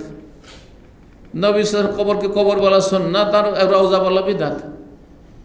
রওজা হচ্ছে নবী সাল্লাল্লাহু আলাইহি ওয়াসাল্লামের বাড়ি, মা আয়েশার ঘর, আর মেম্বারের মাঝখানে মসজিদ নবীর জায়গার নাম হচ্ছে রওজা, মানে রওজাতুল জান্নাহ, জান্নাতের বাগান। এই জায়গাটিকে কি বলা হয়েছে? জান্নাতের বাগান। এটি জান্নাতেরই একটা অংশ ছিল কেউ বলছেন, আর এখানে আল্লাহ রাব্বুল স্থাপন করেছেন। আর দুনিয়া যখন স্থাপন করেছেন তখন দুনিয়ার মতো বৈশিষ্ট্য হয়ে গেছে, আর ওই জান্নাতের বৈশিষ্ট্য নেই। না হয়তো জান্নাত সারা পৃথিবী আলোকিত হয়ে যেত। জান্নাতের সম্বন্ধে একটু কিছু যদি পৃথিবীতে থাকে তো সারা পৃথিবী আলোকিত হয়ে যাবে। আর না হয় আরেকটি ব্যাখ্যা যে এই জায়গা কি হবে, এই জায়গায় যারা সালাত আদায় করে তারা জান্নাতে যাবে। আর এটা বেশি ঠিক। এই জায়গাতে সালাত আদায় করে যারা সুন্নত, নফল, ফরজ না, ফরজের জন্য সামনে জায়গা থাকলে সামনে যাওয়া উত্তম। এই জন্য রওজাতে 2 রাকাত সালাত পড়ার জন্য চেষ্টা করছেন। আজকালকার যুগে করোনার পর থেকে অ্যাপয়েন্টমেন্ট নিতে হচ্ছে। তো এটা এই আশাতে যে এখানে আমি 2 রাকাত সালাত পড়তে পারি, তাহলে আমি জান্নাতে যাওয়ার আশা রাখবো আল্লাহর কাছে। ফরজ আদায়ের পরে, হারাম থেকে বেঁচে থাকার পরে, না যে ফরজ আদায় করবেন না, হারামে ডুবে থাকবেন আর 2 রাকাত রওজাতে নামাজ পড়ে জান্নাত চলে যাবেন, না, মোটেই না। তো এখানে আলোচনা আসছেন নবী সাল্লাল্লাহু আলাইহি ওয়াসাল্লাম কবরের কথা, আবু বকর কবরের কথা, আর ওমর রাদিয়াল্লাহু তাআলা কবরের কথা রাদিয়াল্লাহু আনহু। তারপরে কবর শব্দ যখন আসলো, কোরআনে কবর শব্দটি এসেছে বা কবর শব্দের ক্রিয়া এসেছে, যেমন সূরা আবাসার আয়াত নম্বর 21-এ রয়েছে। ইমাম বুখারী রাহিমাহুল্লাহ যেটি অভ্যাস, সেটা হচ্ছে কোনো একটি শব্দ যদি আসে তার কথায় বা হাদিসে, আর সেটা যদি কোরআনে উল্লেখিত হয়ে থাকে তো তাফসীর করা শুরু করেন সেই শব্দগুলির, যাতে করে মুশকিল শব্দগুলি মানুষ জেনে ফেলে, অথবা অন্তত জানে যে এই শব্দটি কোথায় আছে, কোরআনে আছে। বলছেন কওলিল্লাহি আযান, মহান আল্লাহর বাণী, ফাআকবারাহ, মানুষকে আল্লাহ রাব্বুল আলামিন কি করেন? কবরস্থ করেন। দুনিয়াতে আল্লাহ রাখলেন, তারপরে এক সময় আসবে যে কবরে যেতে হবে। জমিনের ওপরে থাকলেন ভূমিষ্ঠ হওয়ার পরে কিছুদিন, আর তারপরে মাটির তলায় যেতে হবে। আকবারাহু, আরবরা বলে আখবারতুর রাজুলা, কোন মানুষকে আমি কবরস্থ করলাম। এজা জাআলতা লাহু কবরান, যা তার জন্য যখন কবর খনন করলেন বা কবর প্রস্তুত করলেন, আকবারা মানে কবর প্রস্তুত করা। তাহলে আর কাবারতুহু মানে দাফানতু, তাকে দাফন করলাম। কাবারা এক বড় মুজাররাদের সিগা, আর আকবারা বা বেফাল থেকে। আকবারা মানে কবর প্রস্তুত করা, আর কাবারতুহু মানে কবরে দাফন করা। আলাম নাজআলিল আরযা কিফাতা, এইরকমই সূরা মুরসালাতের 25 রয়েছে, আলাম নাজআলিল আরযা কিফাতা, আমি কি জমিনকে, মাটিকে কিফাতান, জীবিত মৃতের জন্য আশ্রয়স্থল বানাইনি? কিফাতানের তাফসীর করছেন ইমাম বুখারী বলছে ইয়াকুনুনা ফিহা, যেখানে মানুষ অবস্থান করবে আহিয়া জীবিত অবস্থায়, ওয়া ইউদফানুনা ফিহা মাউতান, আর তাতে দাফন হবে মৃত্যুর পরে।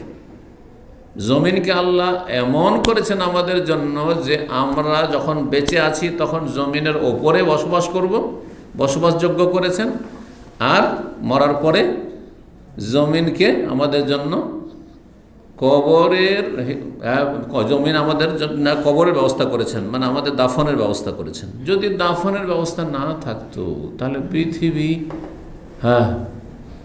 মানুষের সরা গন্ধ, পচা গন্ধে কী হয়ে যেত, দুর্গন্ধে ভরে যেত, আর যাতে বিভিন্ন রকমের রোগ ছড়িয়ে পড়তো। আর যেসব মানুষেরা জীবিত হতো তারাও সুস্থ থাকতে পারতো না। আল্লাহ রাব্বুল আলামিনের কত বড় হিকমত! যতদিন বেঁচে আছো, সম্মানের সাথে দুনিয়াতে বেঁচে আছো, আল্লাহর ইবাদতবন্দি করো জমিনের ওপর, এই জন্য আল্লাহ তোমাকে সৃষ্টি করেছেন। আর যখন দাফন হয়ে সসম্মানে তোমাকে কবরে ঢেকে দেওয়া হলো, যাতে করে তুমি সম্মানিত, সেখানে সম্মানিত থাকো, আর কোনো হিংস্র পশুতে তোমাকে টেনে হেঁচড়ে না খাই, আর তারপরে তোমার দুর্গন্ধে পৃথিবীর মানুষের যারা জীবিত আছে তাদের ক্ষয়ক্ষতি না হয়। 1389 নম্বর হাদিস বর্ণনা করেছেন মা আয়েশা রাদিয়াল্লাহু তাআলা আনহা, তারা তিনি বলছেন ইনকানা রাসূলুল্লাহ লা ইয়াতাআযযারু ফি মারাদিহি, নবী সাল্লাল্লাহু আলাইহি ওয়াসাল্লাম যখন সর্বশেষ অসুস্থতায় ছিলেন, মৃত্যুসজ্জায়, ইন্তেকালের পূর্ব মুহূর্তে যে কয়েকদিন অসুস্থ ছিলেন, 29শে সফর থেকে অসুস্থ হয়ে যান রাসূলুল্লাহ সাল্লাল্লাহু আলাইহি ওয়াসাল্লাম। সফর মাসের 29 তারিখ থেকে অসুস্থ হয়ে যান, আর তারপরে প্রায় 12-13 দিন অসুস্থ থাকেন। 29-30 দুদিন হয়ে গেল, আর 12 রবিউল আউয়ালে গিয়ে কী হয়ে গেলেন, সফরের পর রবিউল আউয়াল ইন্তেকাল করলেন রাসূলুল্লাহ সাল্লাল্লাহু আলাইহি ওয়াসাল্লাম। এই জন্য 13 দিন অথবা 14 দিন, 12 তারিখ সহ। তো রাসূলুল্লাহ সাল্লাল্লাহু আলাইহি ওয়াসাল্লাম যখন অসুস্থ ছিলেন, সর্বশেষ অসুস্থতা জীবনে, তখন বারবার করে যেন স্ত্রীদের সামনে নিজের ওজর পেশ করছিলেন। ইয়াতাআযযারু মানে নিজের ওজর পেশ করা, অর্থাৎ যে আমি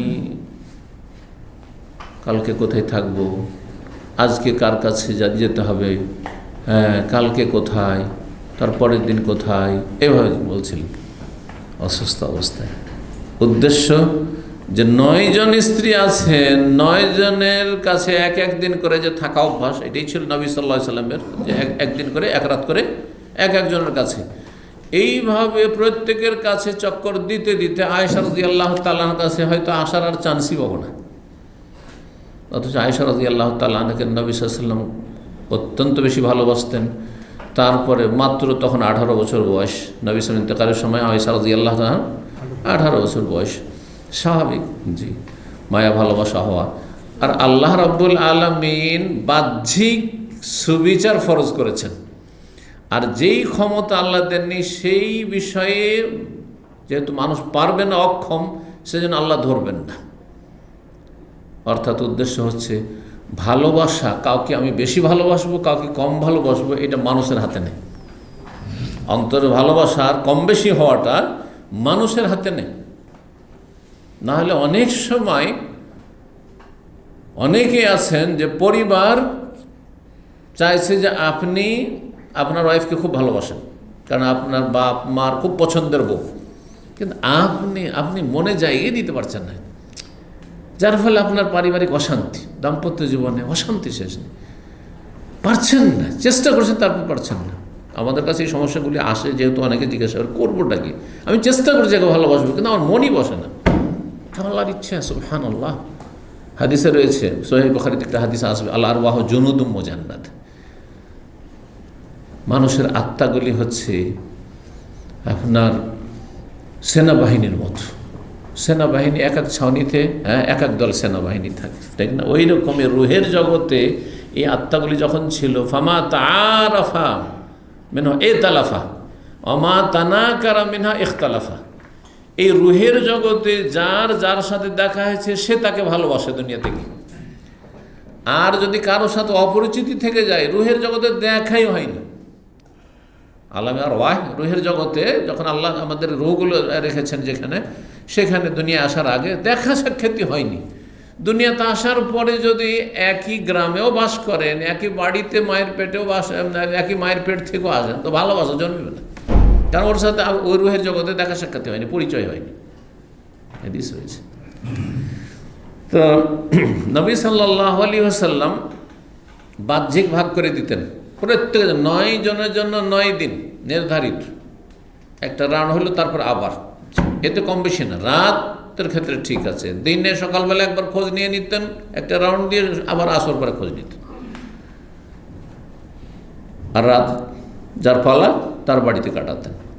কিন্তু এখন এমন অসুস্থ হয়েছেন যে আর সময় নেই, আর বাঁচবো না। আর আয়েশা রাদিয়াল্লাহু আনহার পালা আসতে এখন হয়তো 7-8 দিন লাগবে। তো এই জন্য এমন ইশারা ইঙ্গিতে বলতেও পারছেন না যে তোমরা আমাকে ক্ষমা করে দাও, আমি চলে যাই, আয়েশার বাড়িতে আমাকে পৌঁছে দাও, কারণ এটা হক নষ্ট করা হবে নিজের পক্ষ থেকে। কেন এটা বলবেন? সেই জন্য বলছেন, আচ্ছা আমার আজকে কার কাছে থাকতে হবে, গিয়ে কালকে কার কাছে থাকতে হবে, তারপরের দিন কার কাছে থাকতে হবে, এভাবে জিজ্ঞেস করছেন।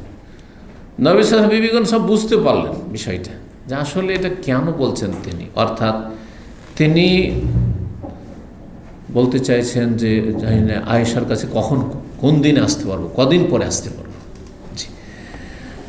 তো বোঝার পরে নবী সাল্লাল্লাহু আলাইহি ওয়াসাল্লামের আজওয়াজ মুতাহারাত উম্মাহাতুল মুমিনিন তারা সব অনুমতি দেন, ইয়া রাসূলুল্লাহ আপনি আয়েশার বাড়ি গিয়ে থাকেন, সমস্যা নেই, আপনাকে আমরা আয়েশার বাড়িতে পৌঁছে দিয়েছি। সবাই মিলে গিয়ে আয়েশা রাদিয়াল্লাহু আনহার বাড়িতে পৌঁছে দিয়েছি, যে বাকি 2-1টা দিন যা আছে, 2-3টা দিন আপনি সেখানেই থাকেন। জি। আর তাই ছিল অল্প কয়েকদিন মাত্র। জি। সিরিয়াস অসুস্থ হওয়ার পরে আইনা আনালিয়ম, আজকে আমি কোথায় থাকবো, আইনা আনা গাদান, আমি আগামীকালকে কোথায় থাকবো, এইভাবে জিজ্ঞাসা করছেন রাসূলুল্লাহ সাল্লাল্লাহু আলাইহি ওয়াসাল্লাম। মানুষ যখন খুব বেশি অসুস্থ হয়ে যায় তখন এই ধরনের কথা বলার আমি বলে না।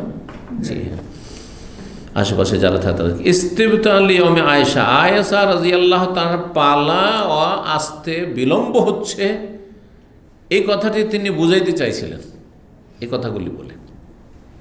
ফালামা কানা ইয়াউমি, বলছেন যে সুতরাং যে দিনটা আমার ছিল, মানে যে দিনে আমার পালা ছিল, অন্যের পালার দিনে কিন্তু নবী সাল্লাল্লাহু ইন্তেকাল হয়নি, আমার পালার দিনটা পৌঁছে গেল রাউন্ড দিয়ে। সেই দিনে চলে আসলেন নবী সাল্লাল্লাহু আলাইহি সাল্লাম আমার বাড়িতে, কিন্তু তারপরে আরও কয়েকদিন থাকলেন, আর তারপরে যেই দিনে আমার পালা, আসল পালা, ফালাম্মা কানা ইয়াউমি, যেদিন আমার দিন বা আমার পালা, কাবাদাহুল্লাহ, সেই দিন আল্লাহ তার আত্মাকে গ্রহণ করলেন, বাইনা সাহরি ওয়া নাহরি, আমার সিনা এবং আমার সাহর, এই যে আপনার এই যে হাড্ডিটা রয়েছে, কি বলে এই হাড্ডিটার নাম, এই যে হাড্ডিটা আছে, হ্যাঁ জি না, পাঁজরের হাড্ডি, এগুলো এই হাড্ডি সাহরি। এই জন্য ভাব অর্থ করেছেন অনুবাদকরা, কি অর্থ করেছেন ভাব অর্থ, আমার, হ্যাঁ বলেন, কণ্ঠদেশ, কণ্ঠনালী, হ্যাঁ কণ্ঠনালী, তো এই কণ্ঠের হাড়ি আর কি এখানে।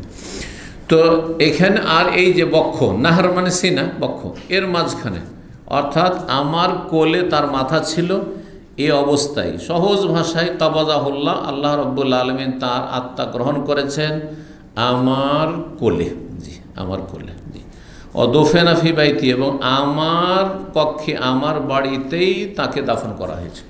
কারণ আল্লাহ রাব্বুল আলামিন বিধান হচ্ছে যে কোনো নবী যেখানে ইন্তেকাল করেন সেখানেই তাকে দাফন করতে হয়, সমস্ত আম্বিয়া সম্পর্কে এই বিধান আল্লাহ।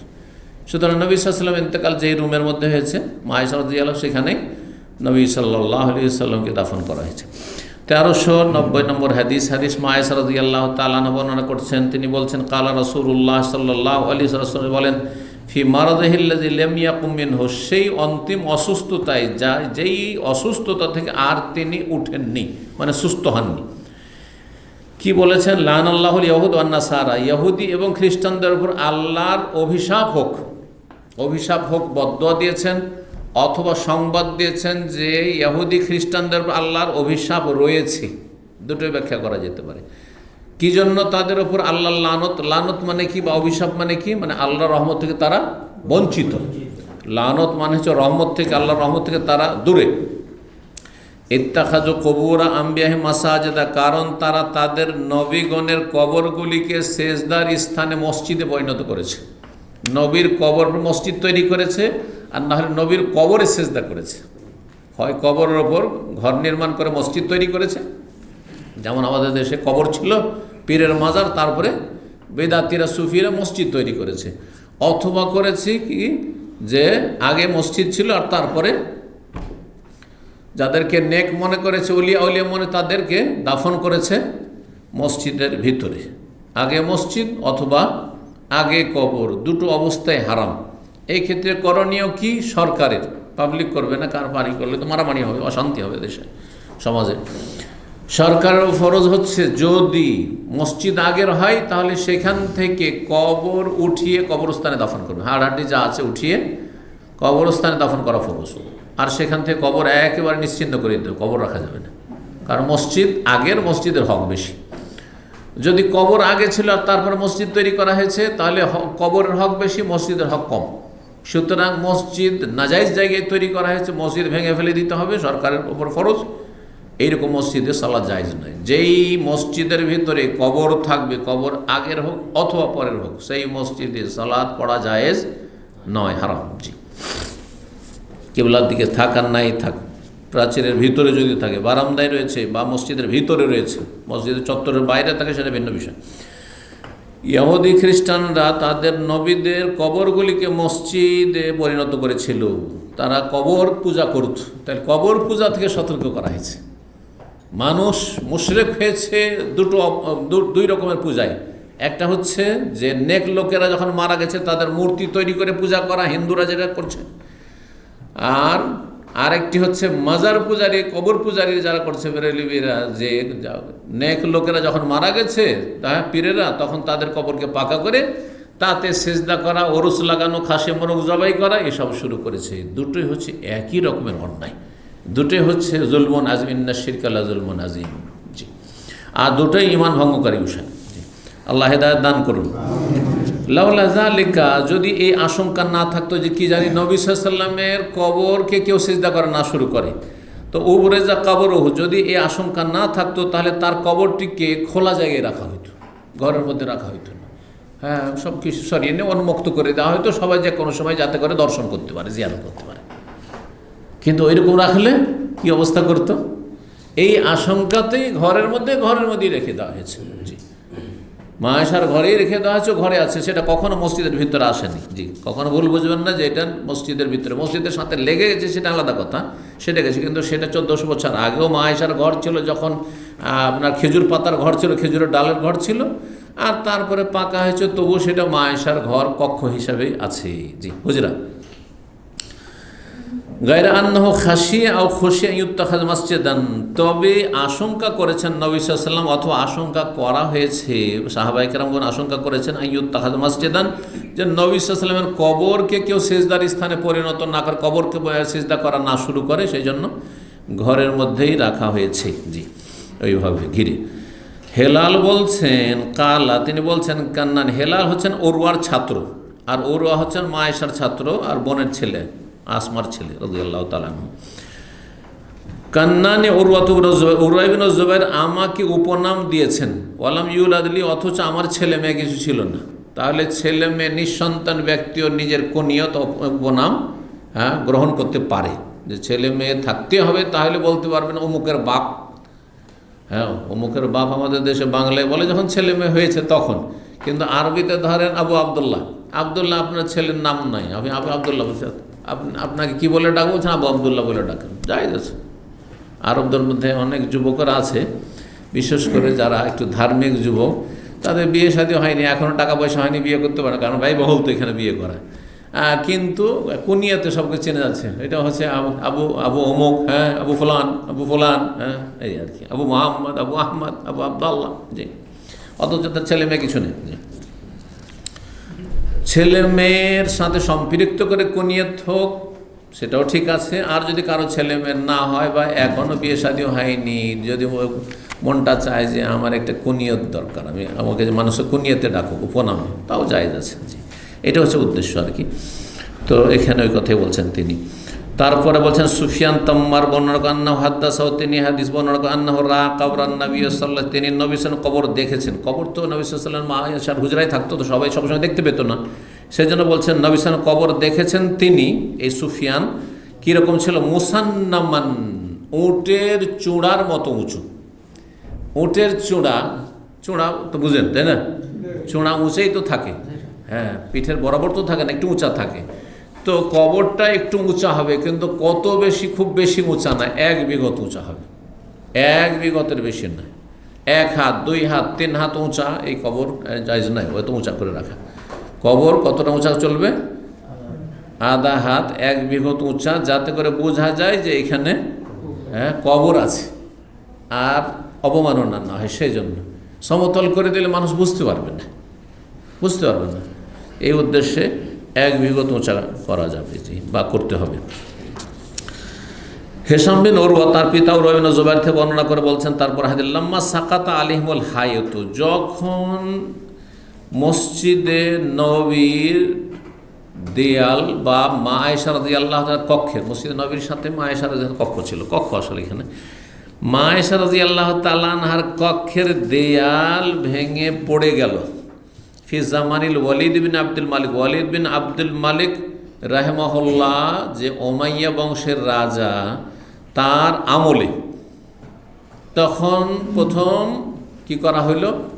ওসমান রাদিয়াল্লাহুর যুগ হয়েছিল, আর তারপরে মসজিদে নববী নতুন করে পুনর্নির্মাণ এবং মা আয়েশা রাদিয়াল্লাহু তাআলা আনহার যে ঘর, সেই ঘরের পুনর্নির্মাণ হইল আর কি। তো এই কথাই বলছেন, দেয়াল দুর্বল হয়ে গেছিলো আর তারও ভেঙে পড়ে গেছিল। তো যখন ভেঙে পড়ে গেল, আখাজু ফি বেনাহি, তখন তারা তার নির্মাণ কাজ শুরু করলেন। নির্মাণ কাজ যখন শুরু করলেন, তখন তো নিচে থেকে খনন করতে হবে, তাই না? দেয়াল নিচে থেকে খনন করতে হবে পুনর্নির্মাণের জন্য।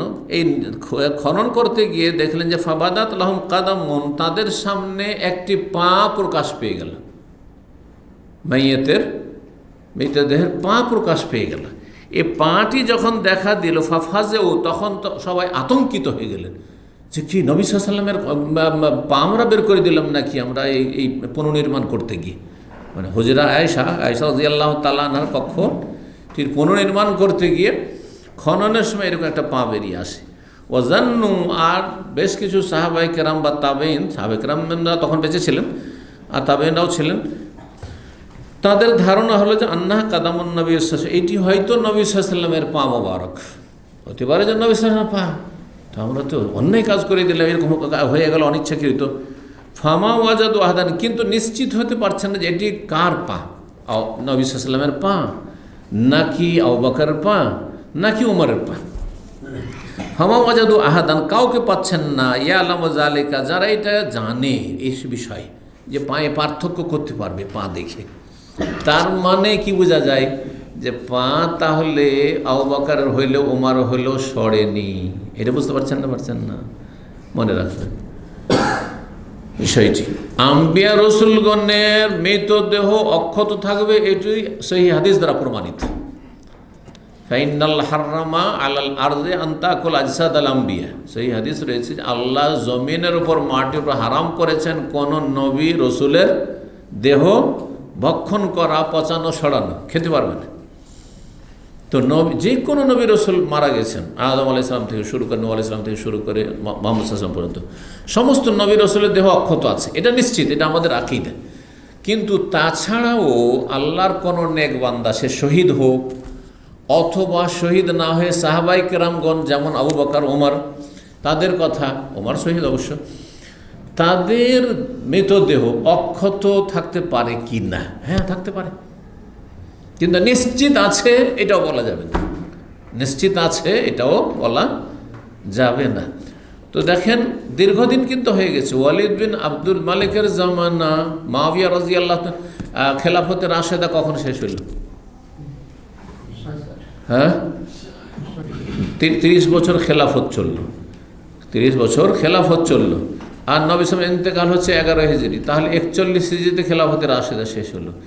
তারপরে দীর্ঘ 20 বছর মুআবিয়া রাদিয়াল্লাহু তাআলা খলিফা থাকলেন। কত হয়ে গেল? 61 হয়ে গেল। তারপরে আসলো ইয়াজিদের যুগ কয়েক বছরে, তারপরে আব্দুল মালিক বিন মারওয়ান, তারপরে এই আব্দুল মালিকের ছেলে ওয়ালিদ, তার মানে 90 হিজরির দিকে, বোঝা গেছে 90 হিজরির দিকে প্রায়। এই সময়টাই তখন 85-90 এই সময়টাই হবে। আর আগামীকালকে ইনশাআল্লাহ তাআলা সে নির্ধারিত সেটা দেখে আমি বলে দেবো। তো ওয়ালিদ বিন আব্দুল মালিক রাহিমাহুমুল্লাহ জামানা আমল ছিল সেটি। আর সেই সময় অনেক সাহাবায়ে কেরাম বেঁচে আছেন, কারণ সর্বশেষ সাহাবী ইন্তেকাল করেছেন 110 হিজরিতে। 110-এ অনেক সাহাবায়ে কেরাম বেঁচে আছেন, মদিনায় তো আছেন, অন্য জায়গায় আছেন। ওই সময় কিন্তু কেউ দেখেছেন ওমর রাদিয়াল্লাহু তাআলা আনহু, আবু বকরকে দেখেছেন, কিন্তু কেউ চিহ্নিত করতে পারছেন না যে এই পাটা কার, নবী সাল্লাল্লাহু আলাইহি ওয়াসাল্লাম পা নাকি আবু বকরের পা না উমরের পা। হাত্তা কালা উরওয়া, কিন্তু উরওয়া শেষ পর্যন্ত উরওয়া ইবনে জুবাইর বললেন, লা এটি নবী সাল্লাল্লাহু আলাইহি ওয়াসাল্লামের পা নয়, আমি নবী সাল্লাল্লাহু আলাইহি ওয়াসাল্লামের পা নয়, ওয়াল্লাহি আল্লাহর কসম করে বলছি, মা হিয়া কাদামুন নবী সাল্লাল্লাহু আলাইহি ওয়াসাল্লাম, এটি নবী সাল্লাল্লাহু আলাইহি ওয়াসাল্লামের পা নয়, মা হিয়া ইল্লা কাদাম ওমর রাদিয়াল্লাহু আনহু, এটি হচ্ছে ওমর রাদিয়াল্লাহু তাআলা আনহুর পা। ওমর রাদিয়াল্লাহু তাআলার পা প্রকাশ পেয়ে গেছিল, মাটি সরে গেছিল যখন দেয়ালটা ভেঙে পড়ে। 1391 নম্বর হাদিস মনে করছেন আয়েশা রাদিয়াল্লাহু তাআলা বলছেন, আন্না আওসাত আব্দুল্লাহ বিন জুবাইর, আয়েশা রাদিয়াল্লাহু তাআলা আব্দুল্লাহ বিন জুবাইর রাদিয়াল্লাহু তাআলা আনহুমাকে ওসিয়ত করেছিলেন। তো আব্দুল্লাহ বিন জুবাইর কে? তার বোনের ছেলে জুবাইর ইবনুল আওয়াম, যে 10 জন জান্নাতে সুসংবাদ প্রাপ্ত আশারা এবং মুবাশশারা তার অন্যতম। তিনি বিয়ে করেছিলেন কাকে? আবু বকর সিদ্দিক রাদিয়াল্লাহু বড় মেয়েকে আসমাকে। আর আসমার পেট থেকেই আব্দুল্লাহ বিন জুবাইর আর উরওয়া ইবনে জুবাইর। আব্দুল্লাহ বিন জুবাইর সাহাবী, ইবনে সাহাবী, জুবাইরও সাহাবী রাদিয়াল্লাহু তাআলা আনহু, বিশিষ্ট সাহাবী। আর তার ছেলে আব্দুল্লাহ, তিনিও সাহাবী। তো আব্দুল্লাহর কে হচ্ছেন মা আয়েশা? তাহলে খালা। আয়েশা আর আসমা 2 বোন। আসমার ছেলে হচ্ছে আব্দুল্লাহ, তাহলে আয়েশা রাদিয়াল্লাহু তাআলা আনহা আব্দুল্লাহ বিন জুবাইরের খালা। আব্দুল্লাহ বিন জুবাইর তো নবী সাল্লাল্লাহু আলাইহি ওয়াসাল্লাম আমলেই জন্ম নিয়েছেন তিনি, এবং নবী সাল্লাল্লাহু আলাইহি ওয়াসাল্লামকে দেখেছেন তিনি। কিন্তু উরওয়া ইবনে জুবাইর রাদিয়াল্লাহু তাআলা আনহু নবী সাল্লাল্লাহু আলাইহি ওয়াসাল্লাম আমলে জন্ম হয়নি, জি, কিন্তু তারপরে জন্ম, জি, নবী সাল্লাল্লাহু ইন্তেকালের পরেই, কিছুদিন পরেই জন্ম। তো এই উরওয়া ইবনে জুবাইর বর্ণনা করছেন মা আয়েশা থেকে, আর বলছেন যে আব্দুল্লাহ বিন জুবাইরকে ওসিয়ত করেছেন। আব্দুল্লাহ জুবাইরকে খুব ভালোবাসতেন, বোনের ছেলে, নিজের ছেলে নেই, আর বোনের ছেলেকে নিজের ছেলের মতো ভালোবাসতেন। মা আয়েশা রাদিয়াল্লাহু তাআলা ওসিয়ত করেছিলেন যে বাবা লা তাদফান্নি মাহুম, আমাকে নবী সাল্লাল্লাহু আলাইহি ওয়াসাল্লাম, আবু বকর, ওমর, যে আমার রুমের ভিতরে কক্ষে হুজরাতে দাফন আছে, এখানে আমাকে দাফন করিও না, আমাকে এখানে দাফন করিও না। ওয়াদফান্নি মা সাওয়াহিবি ফিল বাকি, আমাকে দাফন করিও আমার সঙ্গিনীদের সাথে বাকির কবরস্থানে। দেখলেন কি বললেন? বিল বাকিয়ে, কি বললেন এখানে? বাকি, জান্নাতুল বাকি বললেন না। আগে একটা হাদিস আছে বাকিউল গারকাদ এসছে, বাকিউল গারকাদ, জি। তো বাকি বা বাকিউল গারকাদ, বাকিতে আমার সঙ্গিনী কাদেরকে বললেন? সাহেবতনের বহু বচন, জমা হচ্ছে সাওয়াহিব, মানে সতিন। নবী সাল্লাল্লাহু আলাইহি ওয়াসাল্লাম অন্য বিবিগণকে কোথায় দাফন করা হয়েছে? বাকিতে দাফন করা হয়েছে। তো আমাকেও তাদের থেকে স্বতন্ত্র করে আমার কোনো শ্রেষ্ঠত্ব আমি দেখাতে চাই না যে আমাকে আমার রুমের মধ্যে আমার আব্বা আছেন, ওইখানে আমার স্বামী আছেন, সেখানে দাফন করিও না, এটা করিও না, আমাকে ওইখানেই দাফন করি, বাকিতে দাফন করি। লাউজাক্কি বেহি আবাদান, এই বিষয়ে আমি নিজের পবিত্রতার কথা ঘোষণা করছি না যে আমি তাদের চাইতে শ্রেষ্ঠ, এইরকম কিছু যেন প্রমাণ না হয়, সেই জন্য আমাকে সেখানেই দাফন করি। তারপরে যে হাদিসটি আসছে, অনেক লম্বা হাদিস আসবে, আর আগামীকালকে দার্স আছে, আর সেটা দিয়ে ইনশাআল্লাহ তাআলা শেষ হয়ে যাবে। সুতরাং এই অধ্যায়ে একটি হাদিস রয়েছে, বড় হাদিস, নবী সাল্লাল্লাহু আলাইহি ওয়াসাল্লাম আর আবু বকর সিদ্দিক রাদিয়াল্লাহু তাআলা আনহুর দাফনের পরে ওমর রাদিয়াল্লাহু তাআলা আনহু যে সেখানে দাফনের আকাঙ্ক্ষা করলেন, এবং মা আয়েশা রাদিয়াল্লাহু তাআলার কাছে তিনি অনুমতি চাইলেন। 2 বার করে অনুমতি নেওয়া হয়েছে তার জন্য, আর তার ছেলেকে বললেন যে অনুমতি নাও জীবদ্দশা বেঁচে থাকতে, আর তারপরে ইন্তেকালের পরে আবার গিয়ে অনুমতি নিবে, যদি বলে তো ঠিক আছে, আর না হলে আমাকে ওই বাকিতে দফন করবে। সে হাদিসটি ইনশাআল্লাহ তাআলা, চমৎকার হাদিসটি আসছে, ইনশাআল্লাহ তাআলা আগামীকালকে সেটা আলোচনা করব। আর তার সাথে ছোট ছোট দুটো অধ্যায় রয়েছে, আর দুটো অধ্যায় দুটো হাদিস রয়েছে। এর মাধ্যমে ইনশাআল্লাহ জানাজার পর্ব শেষ হবে। আল্লাহ রাব্বুল যেন কবুল করেন, তৌফিক দান করেন। ওয়া সাল্লাল্লাহু সাল্লাম আলা নবিয়ানা মুহাম্মদ ওয়া আলা আলিহি ওয়া সাহবিহি আজমাইন।